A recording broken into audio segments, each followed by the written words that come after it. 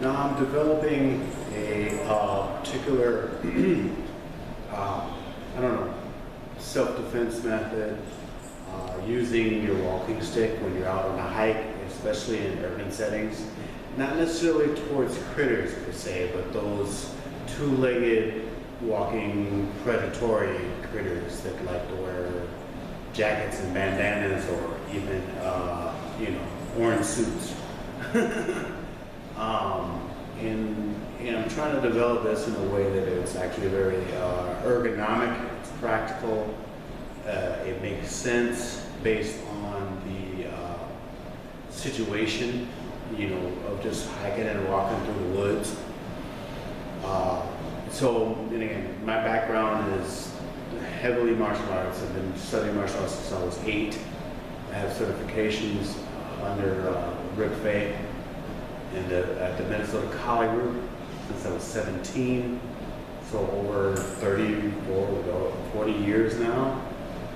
Through him, under Gruro and Inosanto, I have certifications as well in Filipino Martial Arts, Jeet-Kund-Do, Thai boxing, Silat as well, so on and so forth.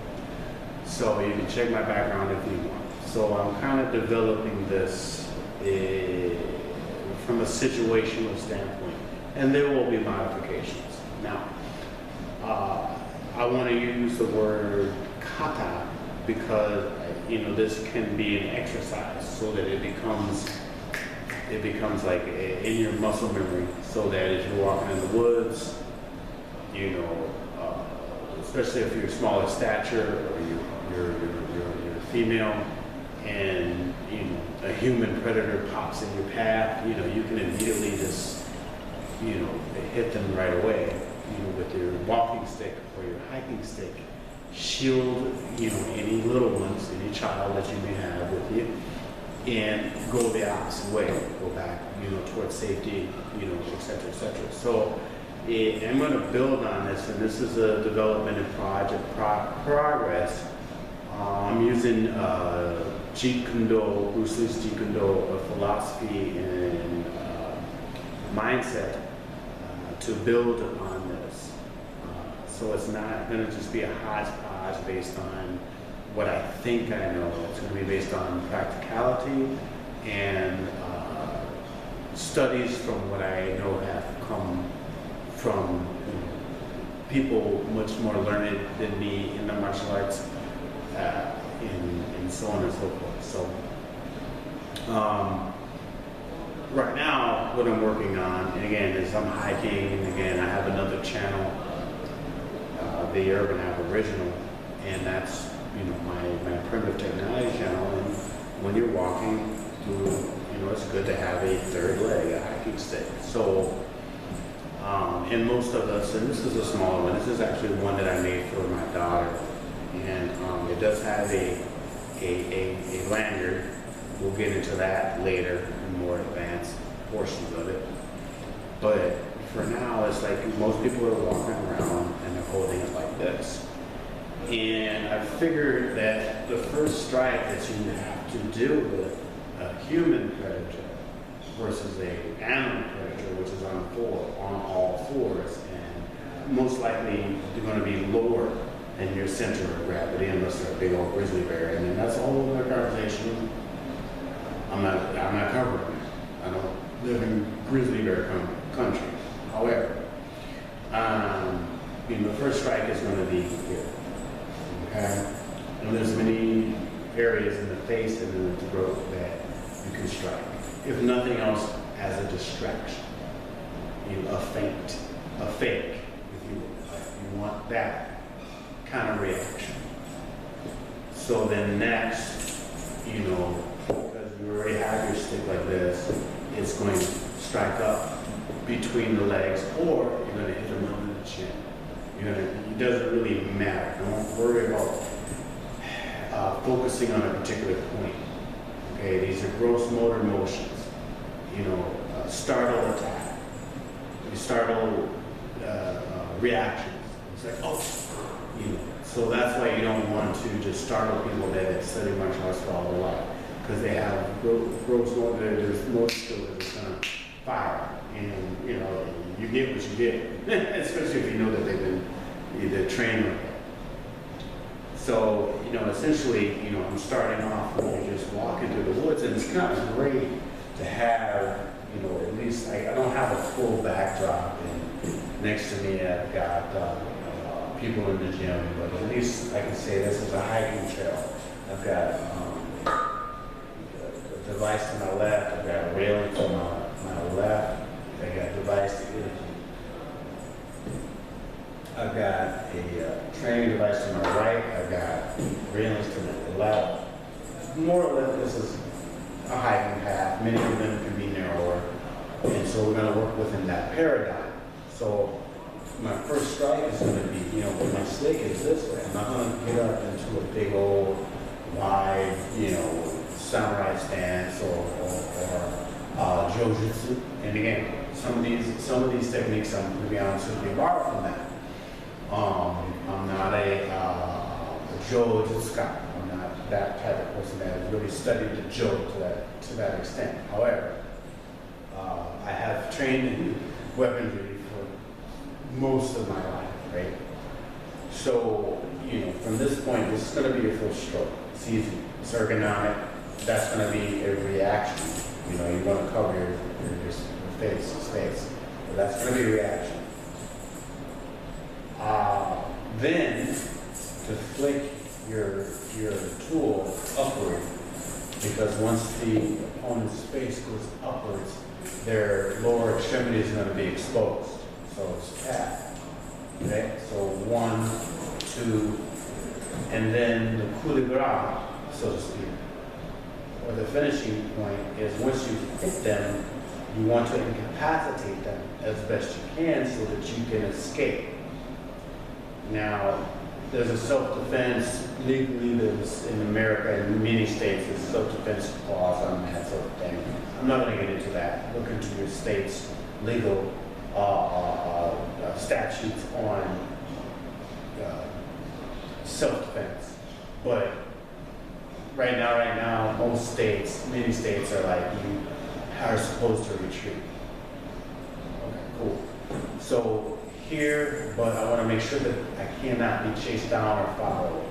So we're going to go into a reverse grip. We're in what's a hammer grip, or the usual grip. So this is going to go to the groin, or between the legs, and it's going to come over the top. Now I have a lighter stick, right? So this may not do much, but hopefully this really, you know, because this is the eyes, bridge of the nose, the mouth, the throat, the chin, you know, the solar plexus, the sternum. Okay, there's many parts of the body, and this is important to understand how to manipulate those points of the body to cause a maximum amount of pain and damage to incapacitate an opponent in a defensive situation, right?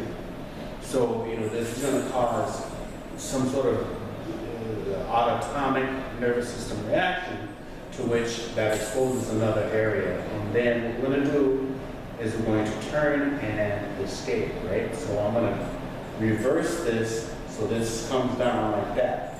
Now, it's kind of awkward to do it, you know, because the wrist is frustrating and, you know, the arm doesn't want to bend that way and it's hard to get a little bit of leverage.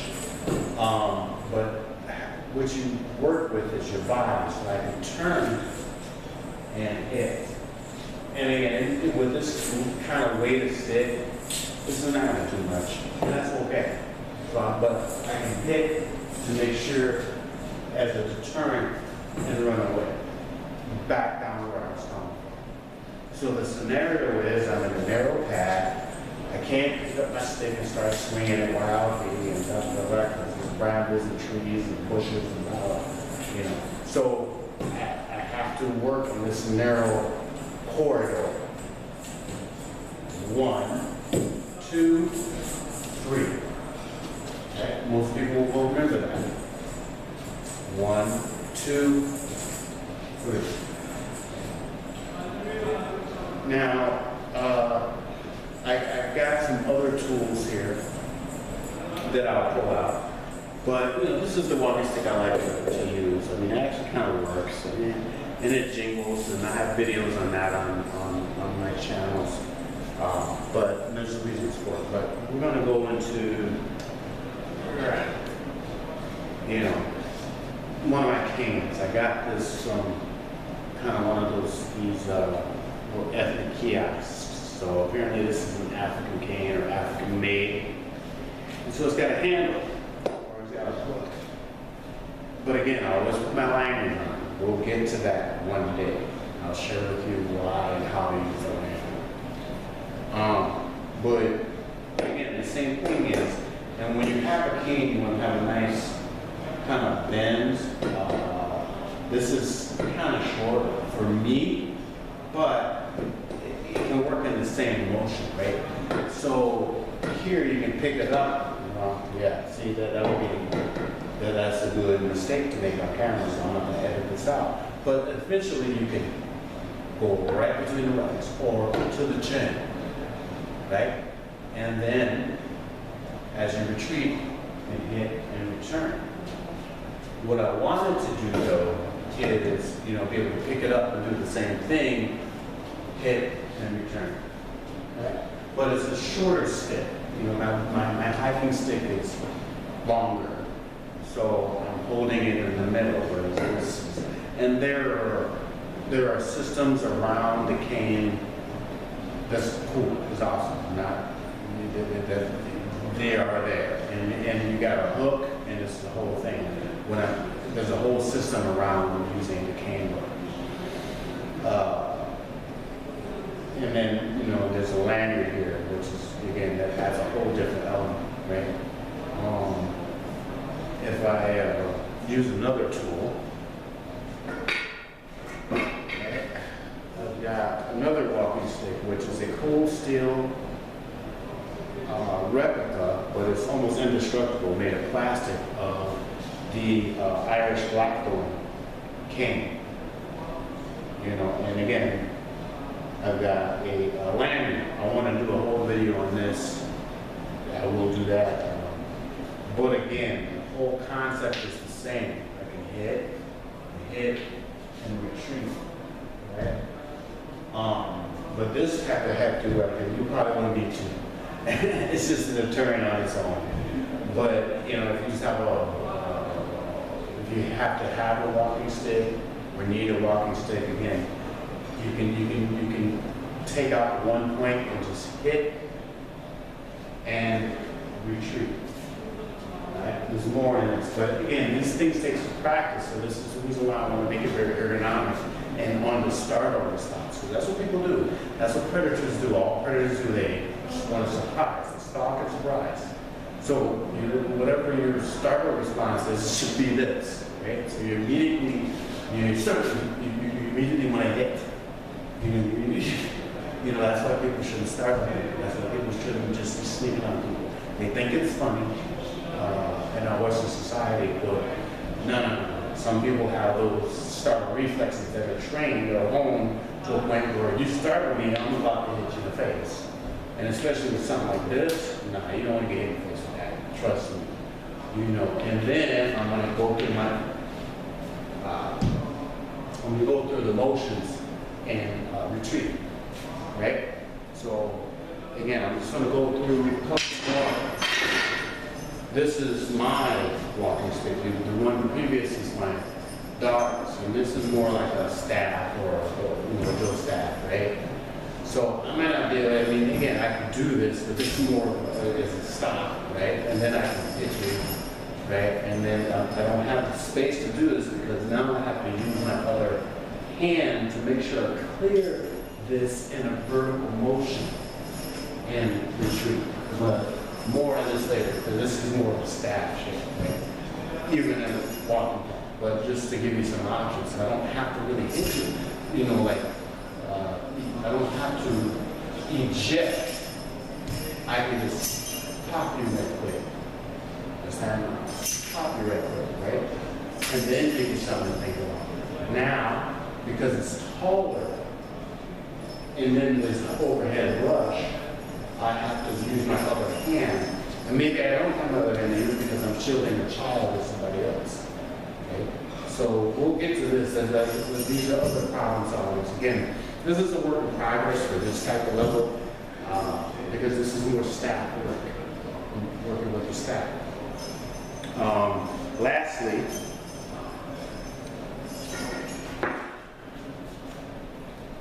umbrellas. Okay? And again, amongst European martial arts, bar titsu, you want to look that up. I'll put some links below. And again, I've been to the UK a few times. It gets rainy, and it's advised to walk around with an umbrella. But the same thing can apply, right? I can pick up my umbrella, pop you in the face, hit you between the hip, the gonads, or your nether regions, and then escape. Depending on how big your umbrella is. So again, I can, in many places where there's rainy seasons, people have umbrellas. And again, these in and of themselves can be, a weapon on top of it, right? But again, using this system I'm kind of toying with, it works the same, right? Notice I don't have a lanyard like Gruro could. You get popped in the face, you get hit in the chin or in the nether regions or wherever, and then I just flip it around and escape. Now this one, these tend to have very sharp tips, so you got to be careful. And most hiking sticks do. So if we go back to the original point of this, is most hiking sticks are kind of holding it in the middle. They're about this tall. This is hitting me just above my baseline. And it's a good stick to move brush away, etc., etc. But, ergonomically speaking, my startle response may be, and everybody's startle response most likely is generally speaking. That sort of motion. So we're going to capitalize on that. So it's like, right? Well, now that if you made a successful hit and there was a response, then we're going to follow up. Even if that doesn't work, you're going to add this, and the idea is to escape. That's the idea, is to escape. Standing and fighting, again, that's a whole nother conversation, and it depends on your state.